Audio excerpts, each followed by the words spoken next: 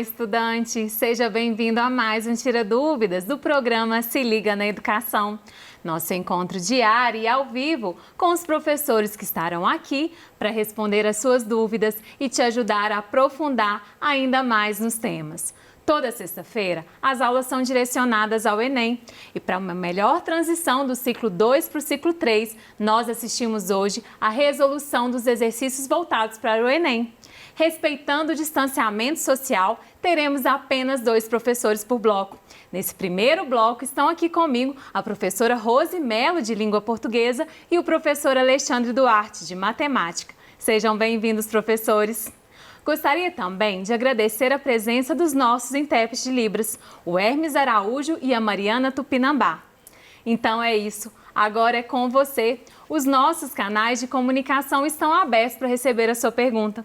É só ligar no nosso telefone fixo 31 3254 3009 ou enviar uma mensagem para o nosso WhatsApp no número 31 98295 2794. Não se esqueça de falar seu nome, cidade, escola e o ano que você estuda. Vamos ficar muito felizes de responder ao vivo a sua pergunta. Lembrando que a programação completa do Se Liga na Educação está no nosso site, no endereço que está aparecendo aí na sua tela. Enquanto recebemos as perguntas, vamos relembrar os temas das aulas de hoje. Professora Rose, tudo bem? Bom dia, Dani, tudo bem? Bom dia, professor Alex. Bom dia. Bom dia, estudante. Vamos relembrar aí, professora Rose, quais foram os conteúdos que nós relembramos hoje nos exercícios do PET. Então, Dani, hoje nós trabalhamos as questões que caem no Enem sobre a ambiguidade, né? Falamos da importância de não acontecer, de não colocar frases ambíguas na redação, né? Como também na correção, como corrigir uma expressão, uma oração que tenha ambiguidade. Porque a ambiguidade, nesse caso, no texto dissertativo, é erro, né? Então, não pode acontecer. E vimos também sobre o gênero textual, reportagem, né? Sobre a importância, sobre o objetivo, sobre a estrutura e os elementos do gênero textual, reportagem. Obrigada, professora Rose. Tudo bem, professor Alex? Tudo bem, Dani? Joia. E matemática, quais foram os conteúdos abordados hoje? Então, matemática, os conteúdos são de geometria analítica, que até que não cai muito no Enem. E quando cai, costuma trazer dúvidas. Por quê? Porque é uma parte da matemática que tem muitas fórmulas. E também, em breve, nas próximas aulas, vai ter muitas equações. Então, acho legal a gente recordar isso também, porque a gente já aproveita para recordar como que manipula essas fórmulas e como que manipula essas equações da maneira mais simples para evitar o erro. Obrigada. Agora que relembramos as aulas, vamos passar para as perguntas? Vamos lá? A nossa primeira pergunta é para matemática. Na fórmula da distância entre 2 pontos, a ordem dos pontos é importante, professor Alex? Não é importante. Por quê? Se você pensar geometricamente, a distância do ponto A até o ponto B é a mesma distância do ponto B até o ponto A. Se você prefere pensar algebricamente, na hora que você olha na fórmula, está o xa menos xb ao quadrado. Se você trocar a ordem, vai trocar o sinal, só que como está ao quadrado não vai fazer diferença. Então a matemática, gente, ela é sempre coerente, você pode fazer em qualquer ordem. O importante é você pegar x com x e y com y. Obrigada. Vamos para a próxima. Nossa próxima pergunta é para português. Qual a diferença básica entre o texto jornalístico e o texto publicitário, professora Rose? Tá, vamos lá. Antes de responder essa pergunta, eu quero deixar aqui, aproveitar que eu estou ao vivo, né? Um abraço para minha irmã Magda, que está aniversariando hoje. Um beijo para você, irmã. Te amo. Então, vamos lá. A diferença entre um texto jornalístico e um texto publicitário, né? Isso. No texto publicitário, qual é o objetivo do texto publicitário? É de persuadir, né? Então, a diferença maior é na linguagem. A linguagem é aquela linguagem preocupada com o receptor. Naquele texto, a intenção é vender alguma coisa, algum objeto, alguma ideia para alguém. Então, precisa persuadir, convencer o leitor. Então, nesse texto, que são as propagandas, né, no geral, tem muito a linguagem verbal e a linguagem não verbal. Por quê? Porque a linguagem verbal, que é a de imagens, né? Recapitulando, a linguagem verbal, palavras. A linguagem não verbal, imagens. E as duas se completam, né? Complementam uma a outra num texto jornalístico, num texto publicitário. Então, esta é a diferença. O objetivo é convencer o receptor. E na linguagem? E o objetivo do gênero jornalístico, que é o caso da reportagem, do artigo de opinião, da notícia, é simplesmente informar. Então, quando eu falei ambiguidade, tá aí uma grande diferença. Num texto jornalístico, nunca pode ter, não vamos falar nunca, né? Mas não deve ter a ambiguidade. Tem que ter cuidado com a ambiguidade, porque a linguagem ela precisa ser clara e objetiva. Porque o objetivo do texto jornalístico é informar. Agora, no texto publicitário, pode haver ambiguidade, né? E às vezes quem escreve, ele coloca justamente intencional. Ali tem uma ambiguidade para quê? A hora que o leitor lê, ele leva ele a refletir ou dar risadas, né? Então, a ambiguidade no texto jornalístico não deve. No texto publicitário, sim. Então, essa é a diferença. Obrigada, professora Rose. Vamos para a próxima? Nossa próxima pergunta é uma pergunta para matemática. Professora Alex, eu não gosto de fórmulas, então estou resolvendo as questões de distância através do Teorema de Pitágoras. Eu posso usar esse teorema em qualquer triângulo? Ok, bom, também gostaria de mandar um beijo para minha esposa Graziela, um abraço para o nosso filho Ian. E aproveitando a presença da colega de português, comentar, matemática também é uma linguagem, você concorda, professora? Claro. Então, pessoas, aprendam português, porque eu vejo muitas vezes em sala de aula, o aluno não tem dúvida na matemática propriamente, tem dúvida na interpretação da questão. Às vezes ele até saberia montar a equação e resolver, mas ele não entende o que está sendo perguntado. E respondendo a pergunta, é uma excelente ideia usar o Teorema de Pitágoras em vez da fórmula de distância dos dois pontos, porque vai ficar mais simples. Então, toda vez que vocês tiverem oportunidade, que a questão permitir, use sim o Teorema de Pitágoras em vez da fórmula. Agora, não é em qualquer triângulo. Para você poder usar o Teorema de Pitágoras, o triângulo tem que ser um triângulo retângulo, ou seja, ele tem que ter um ângulo reto. E também, se você se lembra de trigonometria, para você falar em seno, cosseno, tangente também.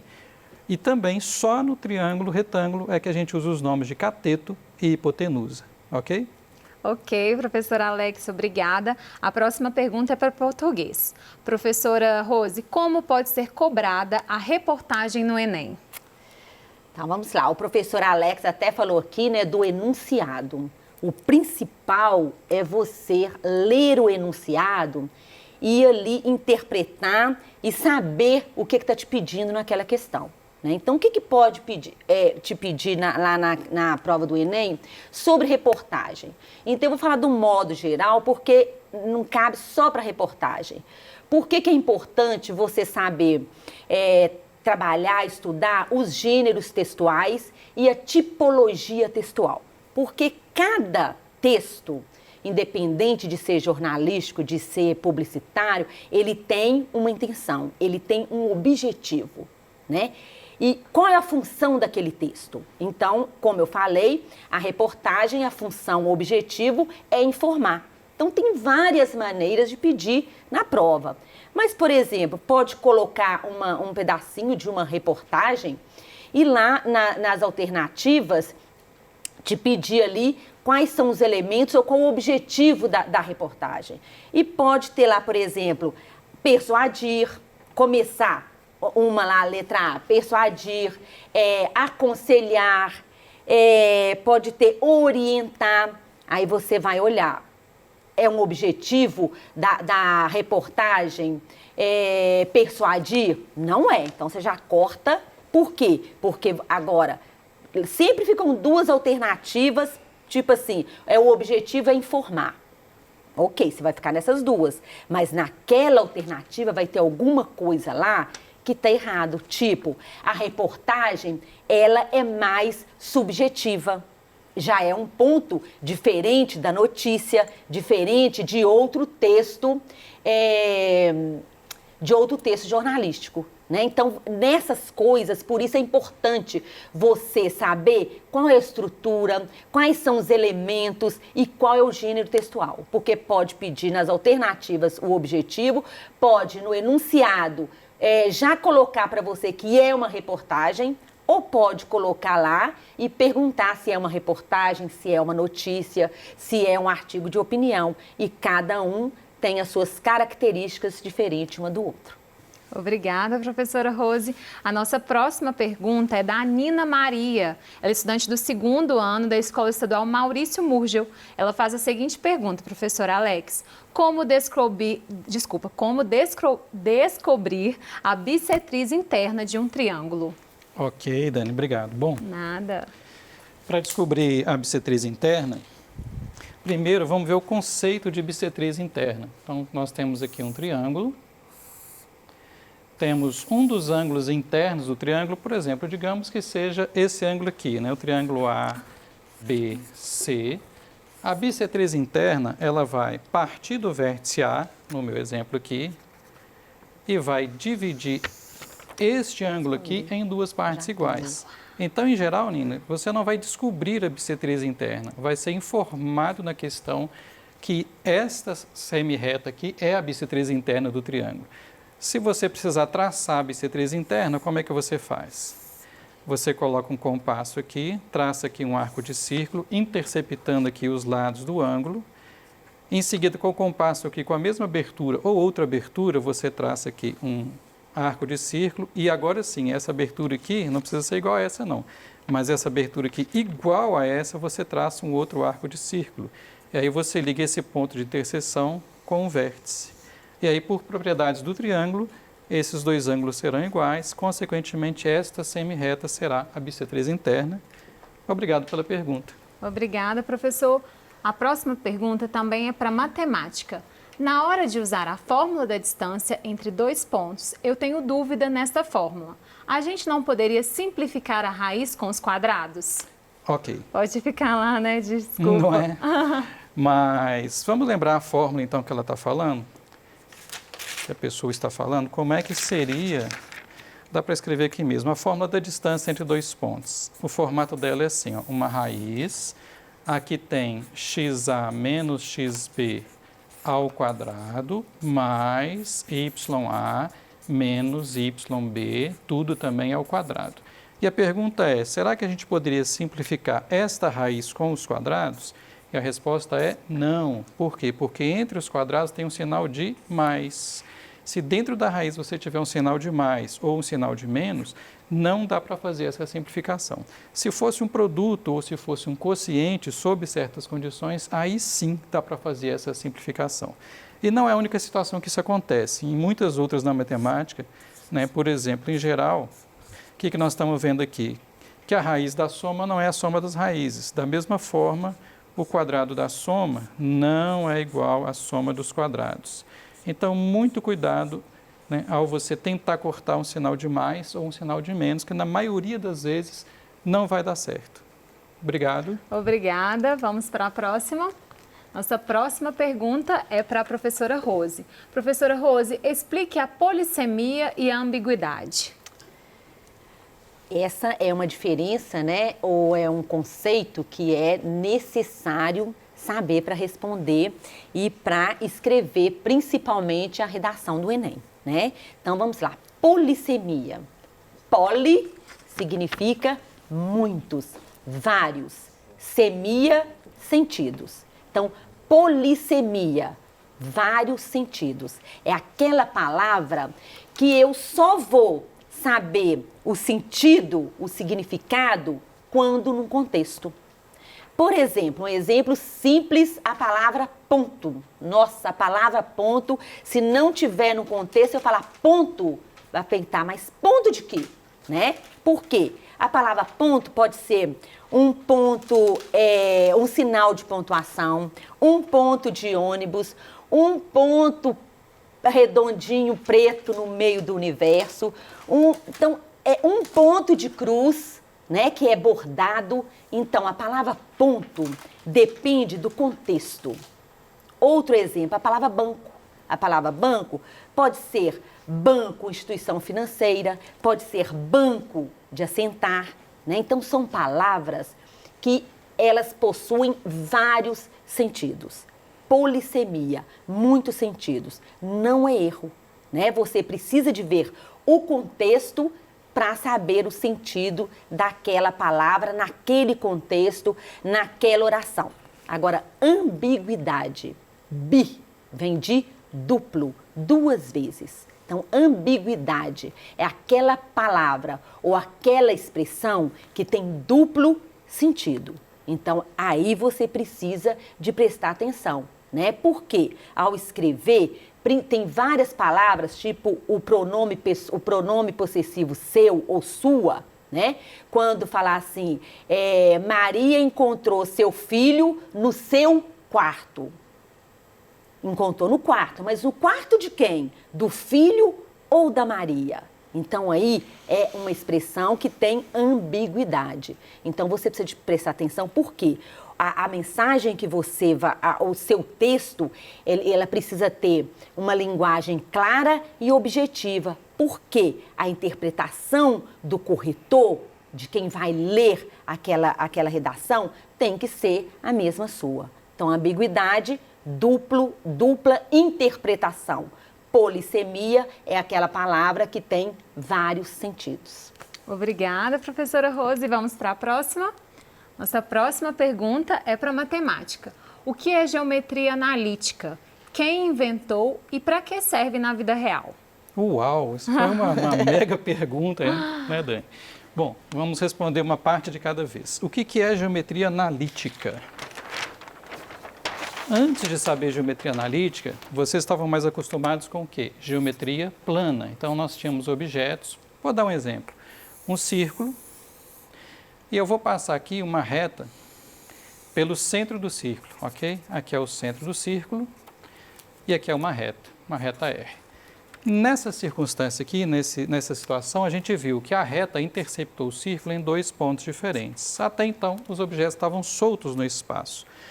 Agora, o que a geometria analítica vai fazer? Ela não vai mais deixar os objetos soltos, ela vai ter uma referência. Então, por exemplo, eu vou passar aqui, exatamente no centro do círculo, dois eixos, pessoas sempre com ângulo de 90 graus, tá? O que nós estamos aprendendo? Eixo X e eixo Y, ok. Não precisa indicar porque eles estão sempre com 90 graus. E aí o que vai acontecer? Além dos objetos não estarem soltos, eles estarem num sistema de referência, eles têm equações. Por exemplo, a equação dessa reta, nesse exemplo aqui, y igual a ax. E a equação deste círculo, digamos que o círculo tenha raio R maiúsculo, a equação vai ser x ao quadrado mais y ao quadrado igual ao raio ao quadrado. O círculo concentra na origem. Então aqui nós temos um sistema de duas equações. Se a gente pegar esse ax aqui e substituir na equação de baixo, vai ter uma equação do segundo grau somente com x. Aí provavelmente vocês se lembram, você vai usar a fórmula de Bhaskara, vai achar um valor para o delta, que neste caso vai ser maior que zero, e aqui você vai achar duas soluções, né? Na hora que você substituir na fórmula do Bhaskara, você vai achar aqui um x1 e um x2. O que eu estou querendo dizer com isso tudo? Que a matemática é sempre coerente. Por que você tem duas soluções? Porque a reta interceptou o círculo em dois pontos diferentes. Bom, quem inventou? Sempre são várias pessoas. A geometria analítica no formato que nós conhecemos hoje foi principalmente inventada pelo René Descartes, né, que você provavelmente viu na aula de filosofia, porque além de matemático ele foi um filósofo francês do século XVII. E situações da vida real, eu vou mencionar três. Tá? Se você tiver a oportunidade de ver um filme chamado Estrelas Além do Tempo, é um filme da época da corrida espacial que conta a luta da NASA para mandar uma nave para a Lua, né? E ali tem muita geometria analítica. E fora isso é um bom filme, e fala também um pouquinho de linguagem de programação, é bem interessante. E fala sobre pessoas que não foram reconhecidas na época, mas foram reconhecidas depois. No YouTube você pode digitar lá piloto perdido ou avião perdido. Uma das primeiras imagens que vai aparecer tem um globo terrestre e ali conta como que a geometria analítica foi usada por um piloto de avião para salvar um outro piloto de avião que estava completamente perdido no Oceano Pacífico. O primeiro evento foi de 69 e o segundo de 73. Eu sei que vocês vão falar, nossa Alex, mas isso está muito antigo, hoje tem GPS, hoje esse piloto não se perderia mais, é verdade. Mas então, meu terceiro exemplo é justamente o GPS, que nada mais é que um sistema de geometria analítica tridimensional no globo terrestre. A matemática chama essas coordenadas do GPS de coordenadas esféricas. E a Terra, nesse modelo, está justamente sendo aproximada por uma esfera. Obrigado. Excelente. Matemática nos nossos dias, no nosso dia a dia, né? Isso. Vamos fazer aquele pequeno intervalo. Aproveite e participe do Tira Dúvidas do Enem, que no próximo bloco contará com a participação do professor Marco Silva, de Sociologia, e do professor Endemir Botelho, de Filosofia, da área de Ciências Humanas. Agradeço a presença da professora Rose, do professor Alex, e você, estudante, continue mandando suas dúvidas no nosso telefone fixo ou enviando uma mensagem para o nosso WhatsApp. Estamos esperando a sua participação. Até já!